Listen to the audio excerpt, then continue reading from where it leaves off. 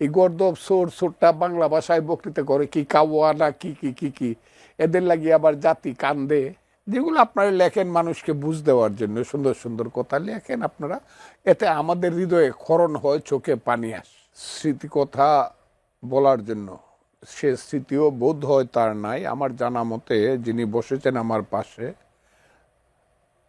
ওনার জন্মদাতাকে যখন কুলাঙ্গারেরা ধরে নিয়ে যায় নরপশুরা, তখন ওনার বয়স হয়তো বা 4 অথবা 5 বছর। কাজে অতটা স্মৃতিও ওনার নাই, আছে শুধু সারা জীবনের হৃদয়ের কান্না। এখন ওনার বয়স 59 বছর, আমার হিসাব অনুযায়ী 58-59। হৃদয়ের কান্না। তার যে বড় ভাইটি তখন 12-13 বছর ছিল, মিশুক মনির, ওনার সঙ্গে 2-1 বার আমার তার কর্মক্ষেত্রে পরিচয় ছিল। ওনার সঙ্গে আমার কোনো, আজকে যার সঙ্গে কথা বলতে বসেছি ওনার সঙ্গে পরিচয় নেই। ওই যে আপনি আলুর পথে বলছেন, কি আলুর পথে? ওই স্বাধীন সংলাপ, কি স্বাধীন? কেন এগুলা বলেন আপনারা টেলিভিশনে? বলে বলে মানুষকে বিভ্রান্ত করেন। এই দেশ স্বাধীনও না, এই দেশের স্বাধীনতা নাই, মানুষের ব্যক্তির স্বাধীনতা নয়, আলো তো নাই। এটা অন্ধকারের এমন গভীরেই দেশ নিমজ্জিত হয়েছে। আমার জীবনকালে এই দেশে আর কোনো আলোকবর্তিকা আমি দেখতে পারবো এটা মনে করি না। যেগুলো আপনারা লেখেন মানুষকে বুঝ দেওয়ার জন্য সুন্দর সুন্দর কথা লেখেন আপনারা, এতে আমাদের হৃদয়ে ক্ষরণ হয়, চোখে পানি আসে। এই দেশে কোনো আলো নাই, দেশটা শেষ হয়ে গেছে। 54 বছর আগে 69, 70, 71, আমি 69 সনের সেপ্টেম্বর মাসে এসে ঢাকা বিশ্ববিদ্যালয়ে ভর্তি হয়েছি MA ক্লাসে, 22 বছর বয়সে, 22.5 বছর বয়সে। সেপ্টেম্বর মাসে ভর্তিছি, অক্টোবর, নভেম্বর, ডিসেম্বর মাসে হঠাৎ করে 69 সনের ডিসেম্বর মাসে এই মনির চৌধুরী সাহেব বলতেছে, 2 জন টিচার আমাদের জগন্নাথ হলের উত্তর গেটের সামনে তখন পিঠা বানাইতো। ঢাকাতে এত পিঠার দোকান ছিল না। আমি দেখলাম ওনারা 2 বন্ধু দাঁড়ায়া দাঁড়ায়া পিঠা খাইতেছে। স্যারকে দেখলাম, মনির চৌধুরী স্যার, আর সম্ভবত 2 জনই পৃথিবীতে নেই, তার নাম বোধ হয় গিয়াসউদ্দিন সাহেব। এই 2 জন দাঁড়ায়, 2 জনই শহীদ, পিঠা খাইতেছে, চিতই পিঠা সকালবেলা। আমার শরীর একটা ঝাড়া মারলো, কারণ আমি ওনাকে ওইভাবে চিনতাম না। তার একটা বই পড়ে আমি চিনলাম তাকে। বইটার নাম হলো রক্তাক্ত প্রান্তর।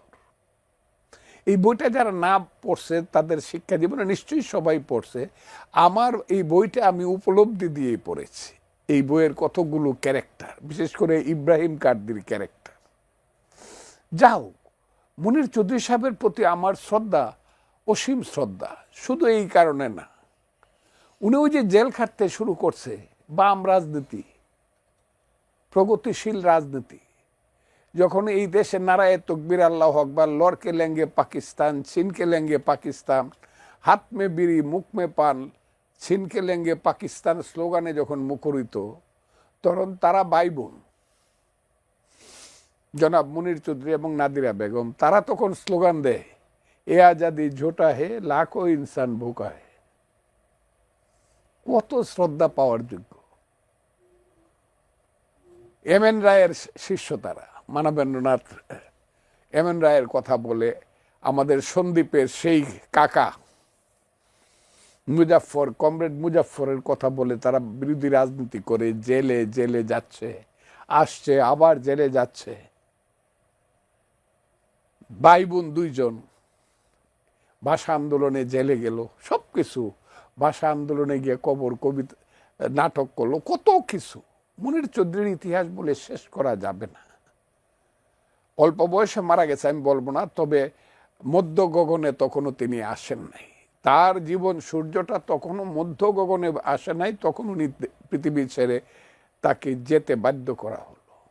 সেই 14ই কত কমু আপনাকে, আমি বলে 5 দিন বলতে পারবো আমি, নির্ঘুম। কারণ আমি নিজে যোদ্ধা ছিলাম, শুধু যোদ্ধা ছিলাম না, শুধু অস্ত্র হাতে একটা রাইফেল নিয়ে গুলি করছি তা না, আমি বুঝে শুনে যুদ্ধে গেছি।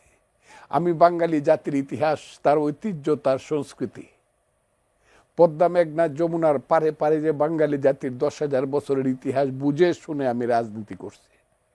কারণ আমি যখন মুক্তিযুদ্ধে যাই তখন আমি MA ফাইনাল ইয়ারের ছাত্র, আমার বয়স 23 বছর, এবং আমি এখনকার মতো গর্দবদের সাথে মিলতাম না। তারা ভালো কি মন্দ পরবর্তী সময়ে সেটা আমি বলবো না, আমার সেই সময় রিয়েল মিলটাই ছিল সিরাজুল আলম খান, আব্দুর রাজ্জাকদের মতো লোকজন, ছাত্রনেতাদের সাথে। রাশেদ খান মেননদেরকে দেখলে সালাম দিতাম, সাইফুদ্দিন আহমদ মানিক, মতিয়া চৌধুরীরা, তাদেরকে দেখলেই সালাম দিতাম। তারা ছিল ছাত্র নেতা বা নেত্রী। এই গর্দব সোরটা বাংলা ভাষায় বক্তৃতা করে কি কাওয়া না কি কি কি কি, এদের লাগিয়ে আবার জাতি কান্দে, ওইসব না। কাজেই আমি যে কথাটা বলতে চাই, সেইখান থেকে রাজনীতি করতে করতে করতে করতে একটা পর্যায়ে যখন তাদের ভাষা আন্দোলন, তাদের চিন্তায় চেতনায় বাঙালি জাতি যখন এক জায়গাতে আসলো, এবং তাদের চেতনার স্তরটা যখন একটু সংশোধিত হয়ে 60-এর দশকের দ্বিতীয় পর্যায়ে আইসা 66 সনে যখন এটা জাতীয়তাবাদী রূপ নিল, বাঙালি জাতীয়তাবাদী আন্দোলনের প্রগতিশীল বাঙালি জাতীয়তাবাদী রূপ, এবং যখন স্লোগানটা আসলো তুমি কে আমি কে বাঙালি বাঙালি, তোমার আমার ঠিকানা পদ্মা মেঘনা যমুনা, শ্রেষ্ঠ স্লোগান। তোমার আমার জাতীয়তাবাদের সবচেয়ে শ্রেষ্ঠ স্লোগান, তোমার আমার ঠিকানা পদ্মা মেঘনা যমুনা। রক্ত সূর্য উঠেছে, সেই যুদ্ধটা আমি করেছি। সেই যুদ্ধের পর্যায়ে পর্যায়ে আমাদের এই যে বুদ্ধিজীবীরা যাদেরকে হত্যা, ওই যে গিয়াসউদ্দিন আহমদকে মারা হয়েছে, মৃত্যুর আগে লিখে গেছে রাইফেল রুটি আওরত, কঠিন ব্যাপার। এই যে জিসি দেবকে হত্যা করা হয়েছে, এই যে ডক্টর আব্দুল আলিম চৌধুরী ডাক্তার, চোখের ডাক্তার ছিল বইলা, যেহেতু সে সৈয়দ নজরুল ইসলামের আত্মীয় ছিল, সেই বাড়িতে সৈয়দ নজরুল ইসলাম পালাইছিল, এই অপরাধার চোখ খুললে মারা হয়েছে।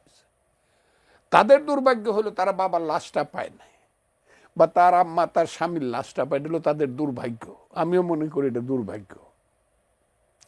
কিন্তু মুনির চৌধুরীদেরকে হত্যা করার কারণটা হলো এই দেশটাকে মেধাশূন্য করা, বাঙালি যাতে সামনের দিকে আগাতে না পারে, তার চোখটাকে তুলে ফেলা, যাতে অন্ধকার সব। সেই মুনির চৌধুরী সাহেবদেরকে হত্যা করা হইল, ওই যে বিচারের কথা বলেন, এই কথা বলেন, ওই কথা বলেন। আমি বলবো এখানে কিছুটা গাফিলতি আছে, 72 থেকে 75-এর সরকারের কিছুটা গাফিলতি আছে, কিন্তু ইচ্ছার কোনো ত্রুটি ছিল না। একটু সময়, তারা মনে হয় সময়টা পাচ্ছে আস্তে আস্তে করি, কিন্তু সময়টা কিন্তু চলে যাচ্ছে। মুনির চৌধুরী সাহেবদের মতো মহামানবদেরকে এবং অন্যান্য বুদ্ধিজীবীদেরকে আজকে যে 14ই ডিসেম্বর বুদ্ধিজীবী হত্যা দিবস, যাদেরকে হত্যা করছে তাদের কঠিন বিচার হওয়া উচিত ছিল, যে বিচারটা হয় না। এখন বরং এইসব অমানুষ, নরপশু, নরাদমরা এইসবকে নিয়ে ঠাট্টা মশকরা